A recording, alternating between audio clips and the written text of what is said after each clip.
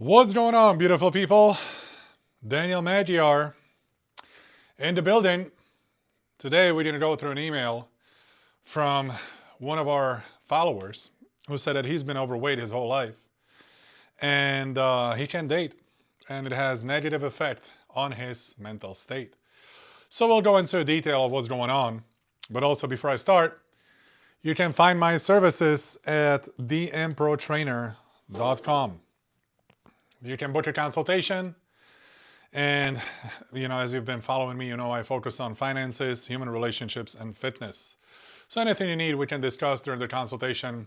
Also, you're going to get your plans, workout plan, nutrition plan, etc. All that comes with it. You can also join my program, 1, 3, and a 6-month program, coaching course. Or if you're looking for the beef that's in a really high quality, grass-fed, grass-finished, coming straight from the American farmers, Utah and Texas, you can order it on dmbeef.com. And if you want to order my book to learn the principles of the weight loss that I apply into my protocols, you can order the book on Amazon. It's called Weight Loss Without Plateau. By that being said, let's get into today's email. I'm writing this email because if I tried to say it out loud, I would stop halfway through, make a joke, or pretend I was fine. Email doesn't let me dodge my own words. It makes me sit with them. I've been overweight my entire life. Not a little chubby, not husky, not could lose a few pounds. Overweight in a way that becomes the first thing people see, the thing they remember, and the thing that enters the room before I do. By the time I was 15, I was already over 240 pounds at 5'6". I remember the nurse at school weighing me during a physical. She tried to be polite, but I could hear in her voice when she said, "Okay, let's write this down." She paused like the number needed to be handled carefully. Yeah, I did that part. That pause followed me everywhere. In high school, I learned very quickly where I stood, or more accurately, where I didn't. I wasn't invisible, but I wasn't seen in the way that mattered. Girls talked to me, they laughed with me, they asked me for help with homework, but there was an invisible line I was never supposed to cross. So they used you pretty much for your ability to finish the homework. You were like the best gay friend, and that's the position that sucks, where you want to explore romantically relationships with women, and then you just can't cross that line because they consider you as the emotional tampon. You're just the best friend that's going to listen to all of their emotions, and they're going to bang the friend next door who ignores them for the past 2 weeks. I remember standing with a group of friends once, maybe junior year. A girl I liked was there. She was leaning against the locker, smiling, flipping her hair, talking about the party. She said, "You should come." I laughed and said, "Yeah, right." She tilted her head. "Why not?" Before I could stop myself, the truth came out. Because guys like me don't get invited for the reasons I want to be. So that's a mistake, because here are signs. She's smiling, she's flipping her hair, and she's talking to you about a party, and she invites you. That's the sign of attraction. Okay, so you screwed this one up. You should have accepted and not showed the weakness. By you telling her that guys like you don't get invited to the party for the reasons you want to, you just discovered your own insecurities. You told her your own insecurities, which is unattractive. Things with this girl might have led to something more if you played the game right, but your own insecurities stopped you from proceeding the game. Now, that's the mindset we want to get you out of, okay? Because that's a really unhealthy mindset. Overweight is one thing, but how you approach it is another. Like, you can approach it in a way where a girl finds it attractive. And this girl, obviously, she invited you. She was playing with her hair, which is one of the first signs of attraction. Also, if she's laughing and grabbing your forearm, that's another sign of attraction. She wants to be in your presence. There was an awkward silence. Someone changed the subject. The moment passed, but it stayed with me. I learned that even acknowledging interest was dangerous. No, you kind of saw it that way. You could have easily talked to that girl at that point. Like I said, it really depends on how you communicate you being overweight. If you're confident and you take it as it is, and you say, "So what? You skinny dude. Like, how do you look like? If I blow with my mouth, I'm gonna break you in half. If that's your approach, girls will find it attractive. Some of them will literally overcome the fact that you're overweight, and they will be attracted to the confidence. And especially if you have a mission as a man, you have a job, you have work, your life is in order, you got finances ordered, etc. Or if you're a really young guy like you were in high school, women fall in love with potential. Potential of bright future, potential of big future, you know. So you weren't really in that much trouble as you think you were. It exposed something people didn't want to deal with, so I stopped trying. I told myself I was focusing on school, that I was not into relationships, that I was above all the drama. Those were all lies. The truth was simpler and uglier. I didn't believe anyone could want me, and I was terrified of being confirmed right to my face. Approaching women felt impossible. Not because I didn't know what to say, but because I was convinced of how it would end. You're already on a winning side here. Most of the guys don't even know what to say to a woman. They feel awkward.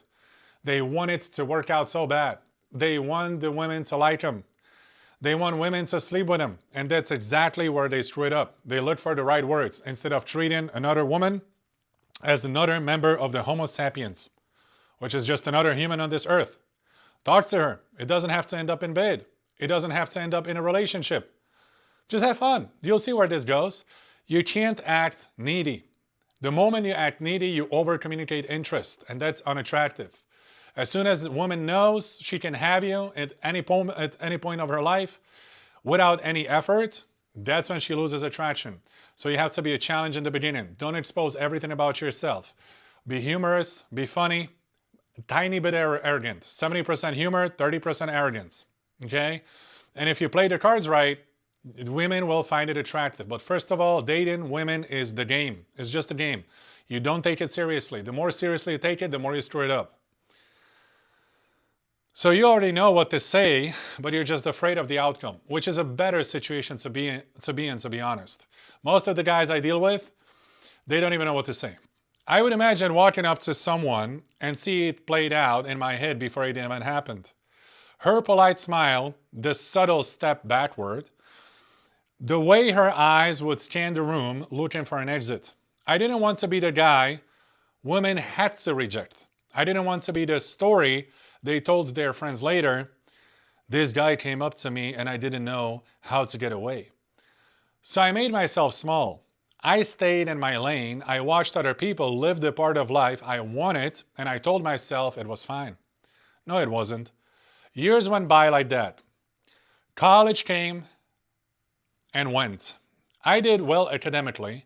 I built a career. I got a good job. Everyone says should fix things.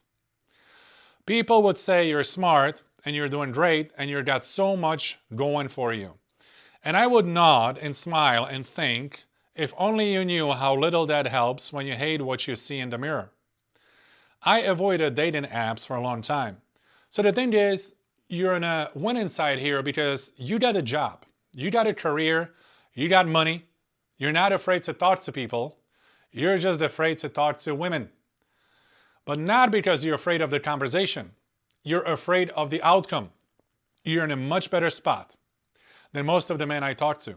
Okay, most of the men I talk to are even afraid to start a conversation because they focus on the outcome. They want this to end up well. They want to date her. They want to get her in her panties. And that's why it doesn't work out. They over-communicate interest, okay?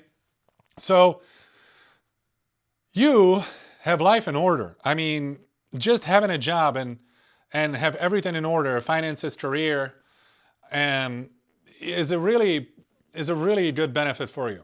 Many women will find only that attractive.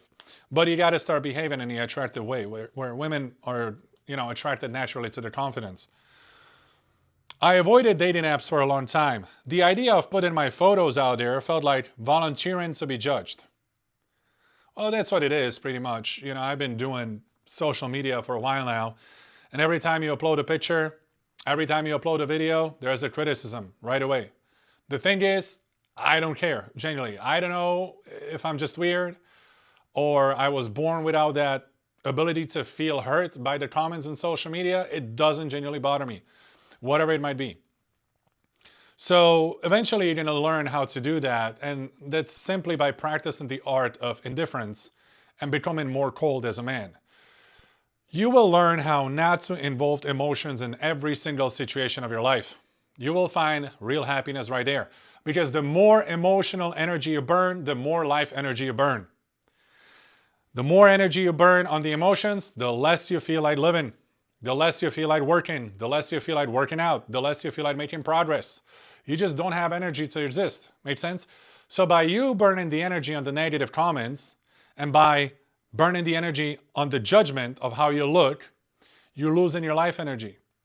And that's precious. And comments mean nothing. They mean absolutely nothing. Eventually, loneliness overweight fear. I told myself online was safer. No awkward approaches. I agree. Going online, pretty simple. Facebook, Instagram, you got Tinder, Bumble, tons of other apps. It's just simpler. I mostly dated online, and then I got women out. But I'll tell you where we want to get you. I mean, pretty much what you're trying to do is you want to create a little fan club of women who are big fans of yours. And when a woman is your fan, the dating is always the easiest. When you're approaching a woman you don't know and she doesn't know you, it's always hard to seduce her. No immediate rejection, just words on a screen. That's where I met her. We matched late one night. I remember staring at my phone like it was going to explode. She messaged first. Hey, how's your night? I read the message over and over. I thought this must be a mistake. No, it's not. She's messaging you. But it wasn't. We talked and talked and talked some more. For the first time in my life, a woman was choosing me consistently. Choosing to respond, choosing to ask questions, choosing to stay. I didn't know how to handle that. I over-communicated everything. Every thought, every feeling, every fear. I texted her good morning. I texted her good night. No. You never text women good morning, good night. You create an interest, and then you let a woman sit with the thoughts, and you will make her miss you. You will make her get excited about you texting her. She will be looking at the phone. Oh, did he message me? Oh, he didn't message me yet. You want her to think about her. Or you want her to think about you. So your responsibility in the beginning is to create so much good feeling in her and so much excitement that you literally move into her brain like a little warrior. You set up a little campfire and you're doing a real estate right in her head and you're not leaving. She's going to be having a self-talk. Oh my God, get out of my head. I can't stop thinking about you. And you're like, no, I'm staying right here, right in your head. This is where I'm living right now. Okay? So that's the idea. You create so much positive vibes and so much fun by being indifferent, by really just having a humorous conversations, not taking anything seriously. You don't focus on the outcome. You don't focus on sex. You don't focus on relationship, nothing. You just talking to another human. And you choose the topics that lead her to the humor. Whatever she laughs at, you're doing a good job. It doesn't really matter what is the topic that you communicate to a woman. What matters is how she feels about you. Okay? A woman perceives this world through emotions. So your goal is to trigger the right ones. You want her to you want to make her feel good because that's the only thing she's going to remember.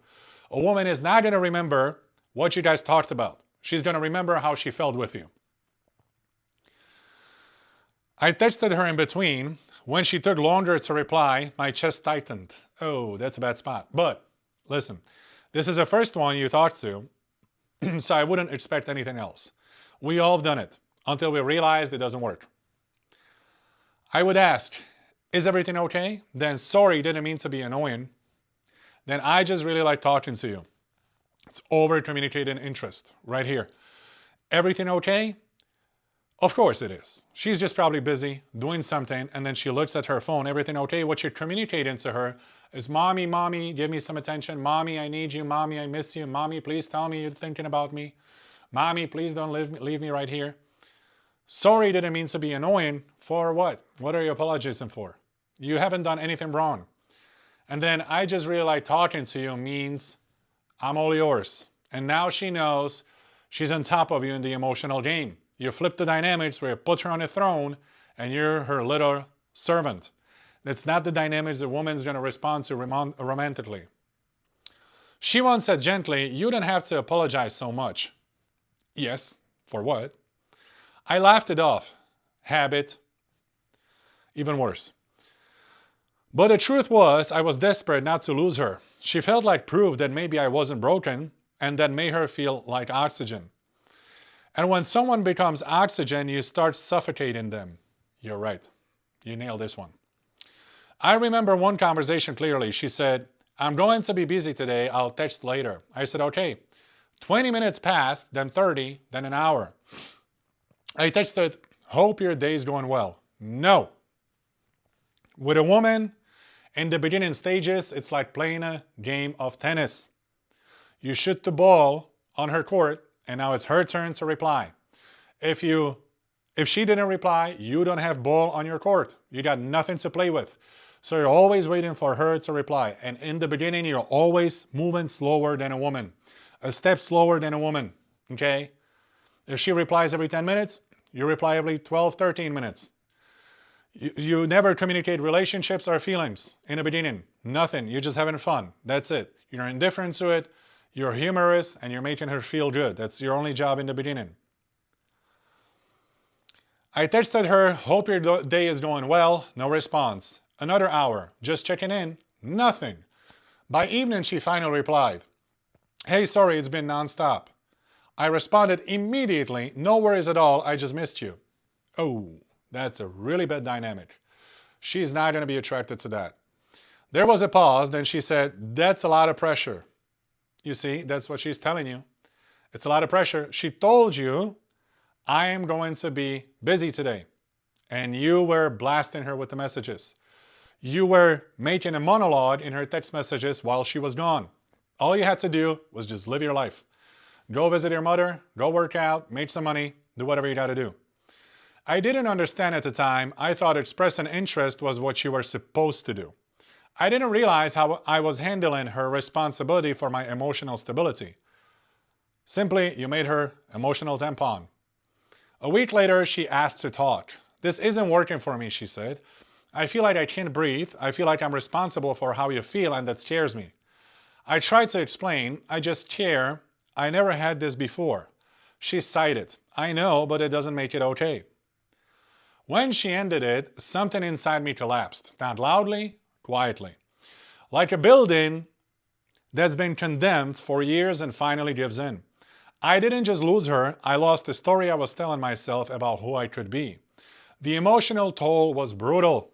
I went to work and functioned, but everything felt gray. I replayed conversations endlessly, picking apart every word. I blamed myself. We all gone through this. In the past, we all gone through this. So we all screwed it up like this, right? It just happened to you a little bit later in life.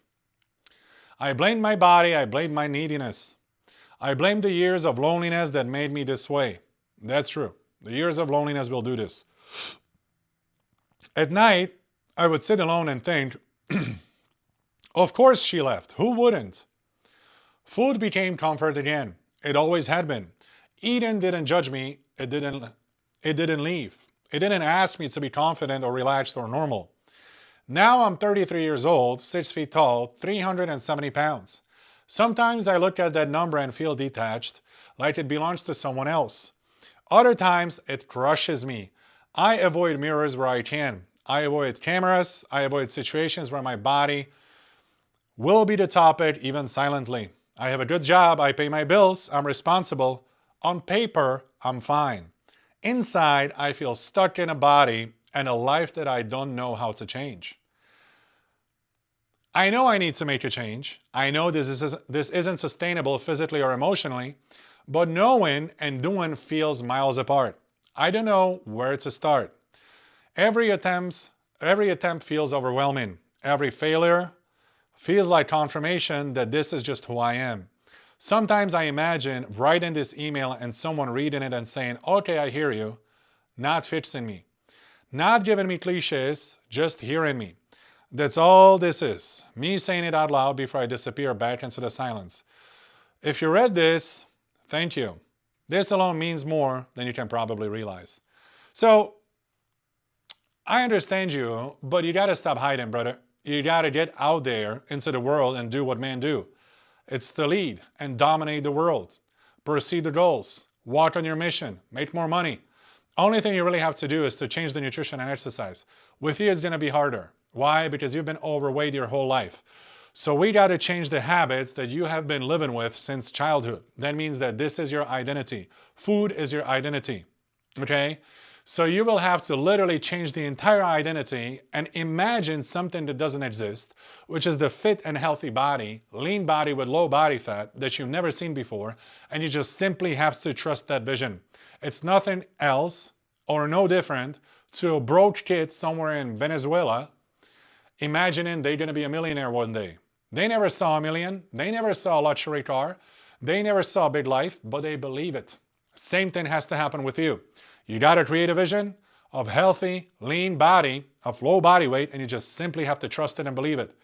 And then you put things into action. We will start calorie cycling, 5 days a week, 1 meal a day, Saturday, Sunday, more food, matching the active metabolic rate, walking, exercising. You can do it all at home.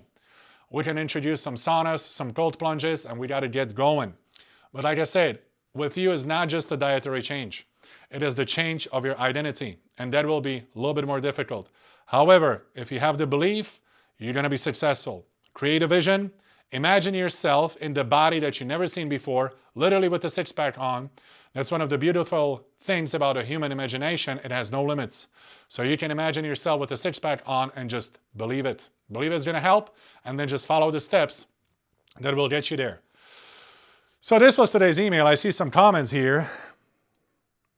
Hey, what's going on? I eat meat almost every day. Yeah, of course. I mean, I'm on a carnivore diet, so I eat pretty much meat and eggs all day. Raw meat eater here. It's okay.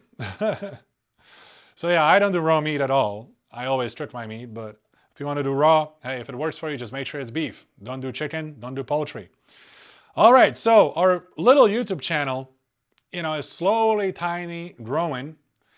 And one thing that you guys don't know about me yet is I'm very, very consistent. And I'm going to keep bringing these stories to you so we can analyze it and we can discuss details in human relationships, fitness, and finances. These are the three things that I focus on and always will be. And in this YouTube channel, we will learn from other people's mistakes because I found life being the best teacher. And if somebody has a good story, we can analyze it and then we can all learn from it. This is what you can expect from this YouTube channel. I'll be streaming daily and I'm going to see